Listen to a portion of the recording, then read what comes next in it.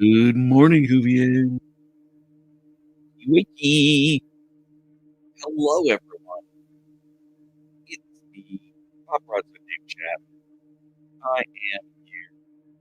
Show is not about to begin. We are about 7 minutes away from clocks. We're a little bit quiet tonight. Trying not to wake up the face upstairs.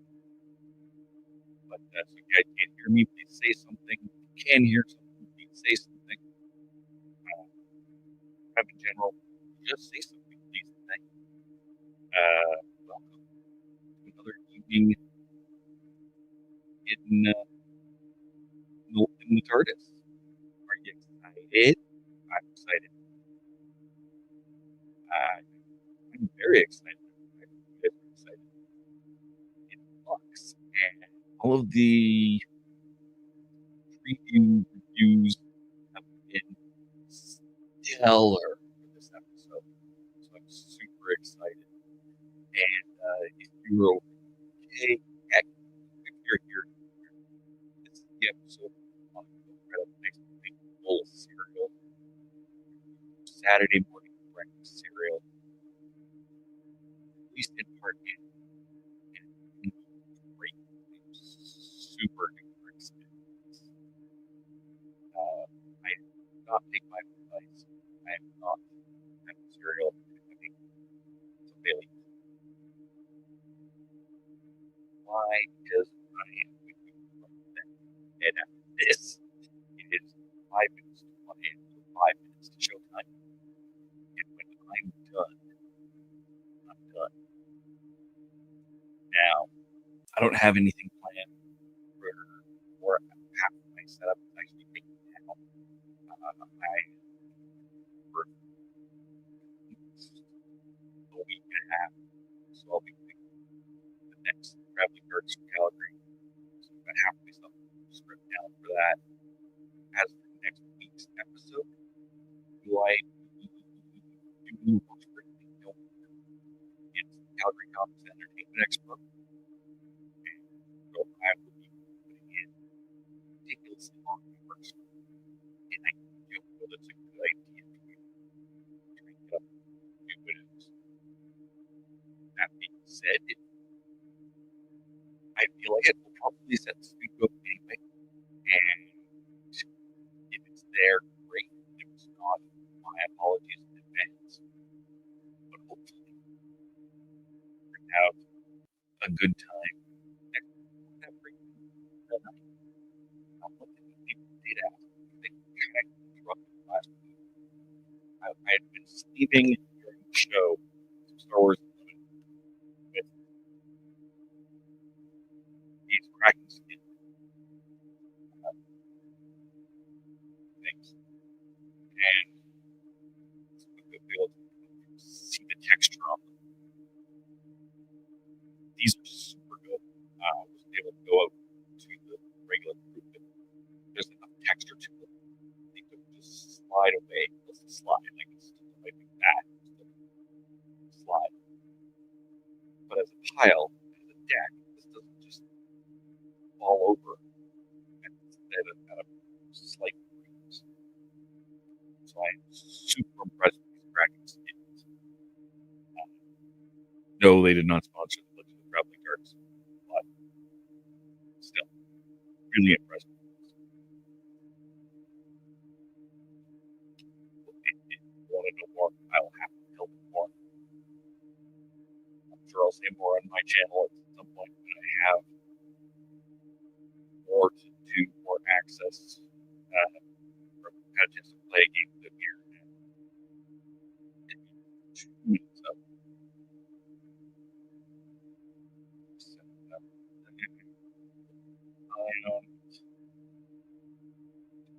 out. That was to be expected.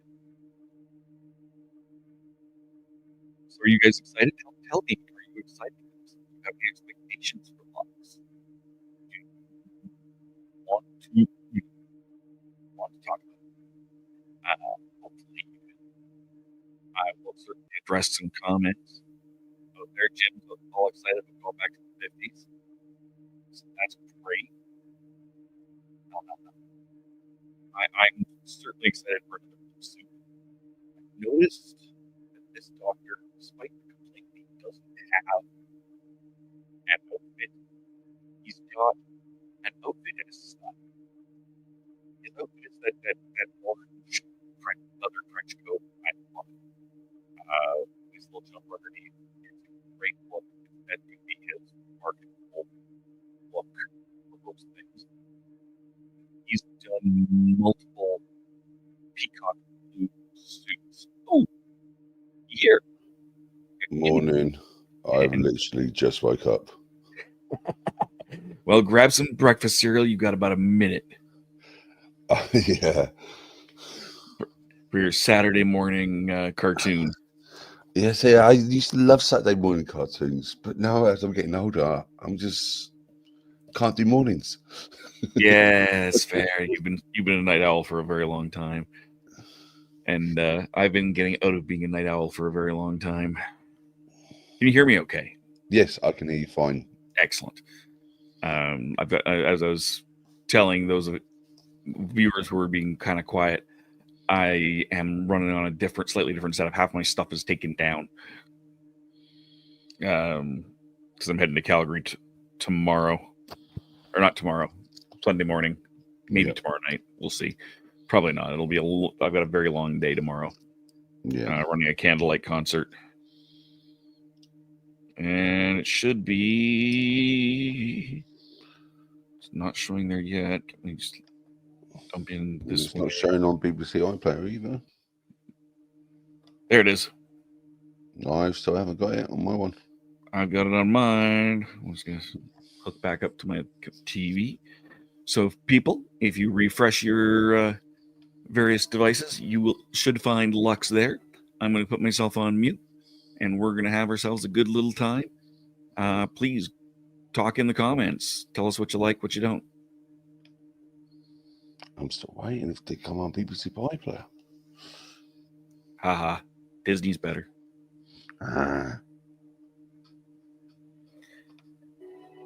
We'll give you a few minutes to catch up at the end as well.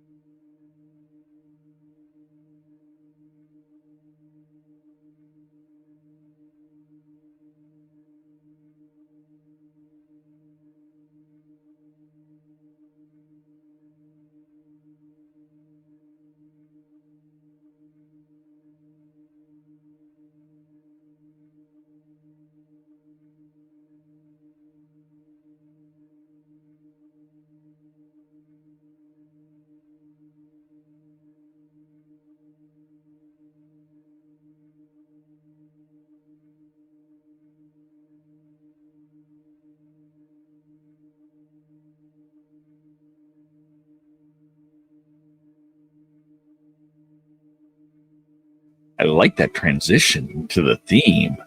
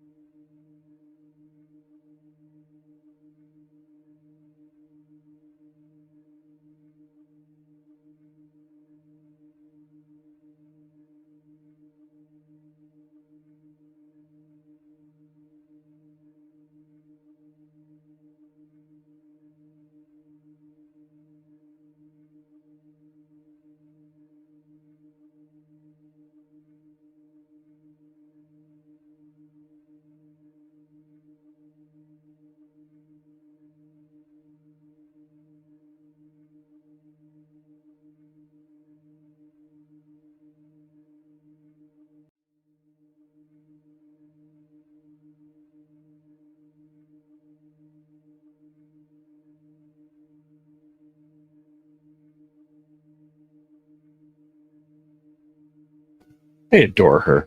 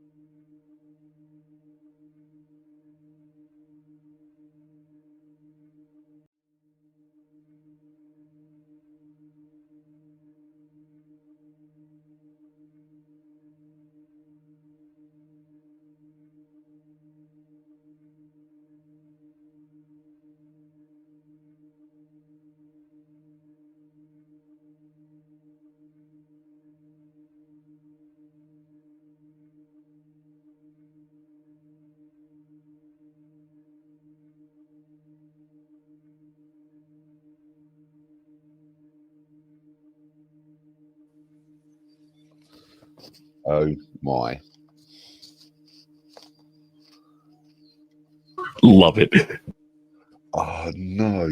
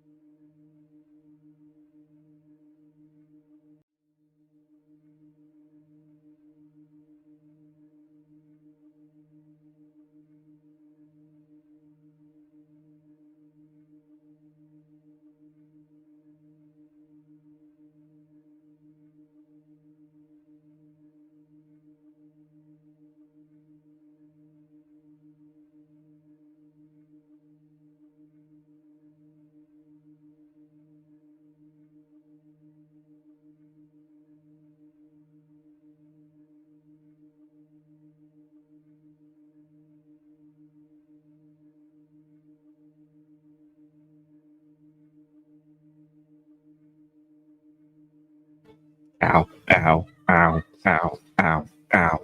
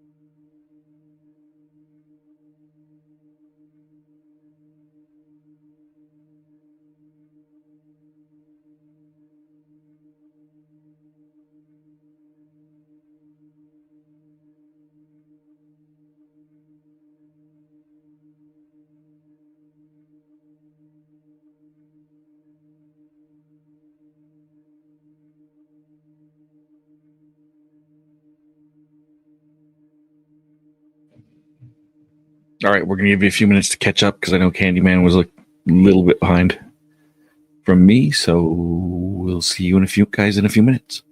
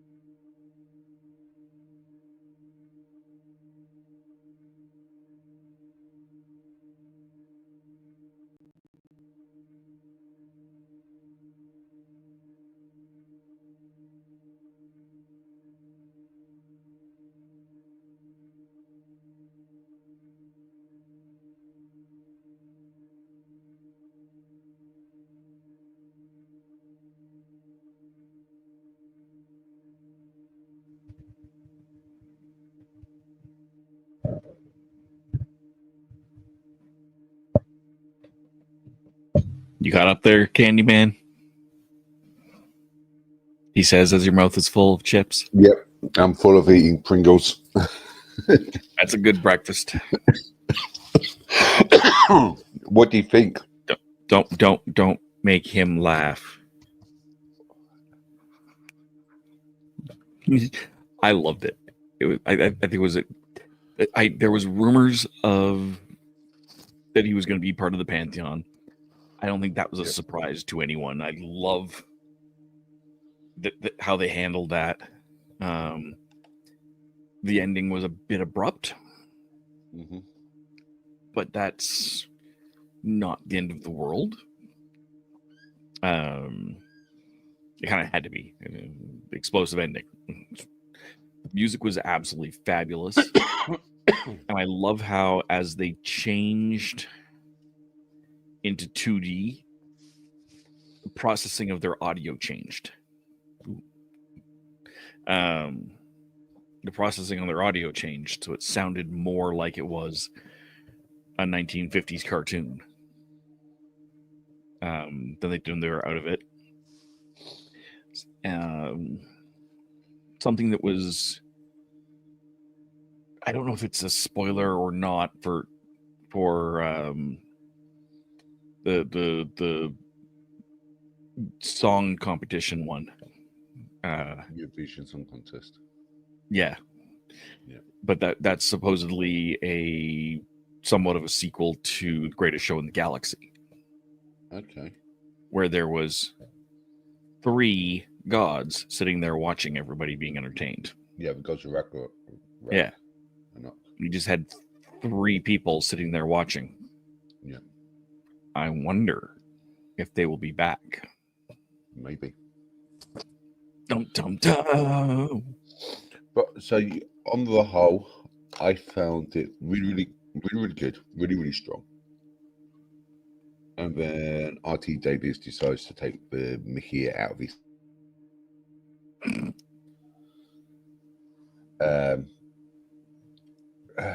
And then at the end, okay, are we spoiling it? It's really hard to say what In theory, at this point in the video, whether they're watching it live, people are watching it live, or people are watching it after the fact. In theory, everybody has now finished the episode. Right. So I think we're okay to spoil things now. The problem is because in the UK, it's not going out live until 6 p.m. Yeah. Well, then they shouldn't be watching this until 6 p.m. We won't be spoiling anything. The rest of the internet won't be spoiling as we speak. So there's 2 bits, and there's 2 bits I was just like, I can see the funny side of it, but yet you don't do that. You don't take the Mickey out of your fans, per se. If you know what I mean by the scenes where you take the Mickey out, it's like, it's your fans. They build you up to be a certain status, but yet you now sort of like disrespect them. I didn't find it disrespectful. But then I found it a little bit fun and goofy. But I don't know. It was fair for that, but because it's set in 1952. Mm-hmm. Yeah, it's like, okay, now with the virtual reality of it's for real life, the virtual reality of the. It just got a little bit, how do you say, surreal. But I did like. Hey, Pablo, welcome. Hey, Mr. Ringading, turning into the 3D sculpture into the. Mm-hmm. I think that was really good special effects. I wonder. I was going to check out afterwards. You know, when they was burning the films. Yep. I wonder if that was a reference to what happened to the BBC archives. Ooh. And that's what I need to find out. I don't know if anyone can do it for me, but I know there was a fire at the BBC archives. I thought that was later. I thought that was late 60s. Yeah, no, it probably is. But I just want to know whether or not was it a match which caused it. Oh, I see what you're saying. So was the burning of the films of someone purposely doing it with a match related to the actual burning of the actual archives? Mm-hmm. It's possible. I was wondering if Tommy Lee was going to become something more than just a one-off, because he had this, there was all this Tommy Lee, and he was kind of the focal point of those 15. Yeah. But the only historic Tommy Lees I can think of are the drummer, who wasn't born anywhere near that time frame, and Tommy Lee Jones, who would have only been 8 years old, not 16 at the time. Yep. So that kind of eliminates that. I thought it's like, ooh, that's a possibility, but no, it's not. I think it's just they just needed a focal point. Okay, I'm going to ask you a question, because to us, to the British people, how did the Americans' accent sound? Did it sound like Floridian or Floridian, whatever it's called, or did it sound more like Floridian? Yeah. Florida's a bit weird because it's got such a migratory population. I think that would be a question better asked on Tuesday, right? With the actual Floridians, I think it sounded fine. To me, it sounded more like Louisiana or Alabama, sort of like. That's right next door. Yeah. So it is a very some of Florida has a very similar accent to that. Right. I have not been to Miami, so I can't speak to that. But Miami is on the Gulf Coast side. Yeah. Right. So it is closer to Louisiana and Mississippi and all of that. So it's I think it is a fairly reasonable accent coming from a Western Canadian who has only traveled down there a few times. Yeah, I've only traveled to Florida a couple of times myself. So yeah, and only to limited spaces, so it's hard to. But I've traveled enough throughout the U.S. to know that the other side of the state can be a totally different accent. Yeah. It's not to the point of you can tell whether you lived upstairs or downstairs on this floor of at this address in London level of you can tell the accent, which you can do in the UK. Yeah, exactly. That was one of my favorite jokes from Fresh Prince of Bel-Air, the original Fresh Prince of Bel-Air. Jeffrey, the butler, had another butler came over and said how he was losing his accent and he was losing his Britishness because he couldn't tell, and he guessed where somebody was from, and he was off by 2 streets, or something, and it was such shame. I must admit, I did love the theatre setting. I don't know. Oh, sorry, cinema setting. Would you say that would be a typical? Because that what I saw where they're actually in the cinema reminded me as a kid of the cinemas we used to go to in the UK. That seemed pretty accurate. What do we just see here? Let's unpack. We'll unpack for a little bit, Domi. We'll unpack more on Tuesday. I don't want to go for more than about another 10 minutes at most. So like I said, I've got a very long day tomorrow, and it is quite late for me. It's early for you. It's early for me. You got breakfast to get to. It's breakfast time. It's 9 o'clock in the morning now. Yeah, exactly. It's 2 a.m. for me. Yeah, but just can't do this random role reversal. Yeah, but it's no, like I said, that the cinema seemed accurate for the time period. Pablo says it's 2 a.m. as well, so he's obviously in mountain time. Yeah. I must admit, I like the cameras. I like the use of the films. Mm-hmm. Just the meta bit of the fans, I don't think was necessary or needed. Domi's out east. So I think that was a little bit. I don't know. I'd probably give it a solid 7.5 to 8 on this. I just don't think the meta of the fans was necessary or needed. I think it was just literally, well, I've had enough of them. I'm just going to take the piss out of them. Mm-hmm. Which you don't need it in the story. Mm-hmm. I'm leaning towards, because like I said, I thought it was a friendly poking at more than taking the piss out of. I want to rewatch that scene because you mentioned cameras, because they definitely did change again as they jumped through different time periods and different technological areas. There was a visual difference as well as an audio difference in some of that. It was very subtle, and I want to rewatch that transition at a better angle because my TV's kind of off to the side from where I am, and I'm. I was just watching on my laptop, so I'm not watching in 4K. I'm just literally standard. Exactly. So it's subtle enough that I want to watch it in higher def on a better angle to see.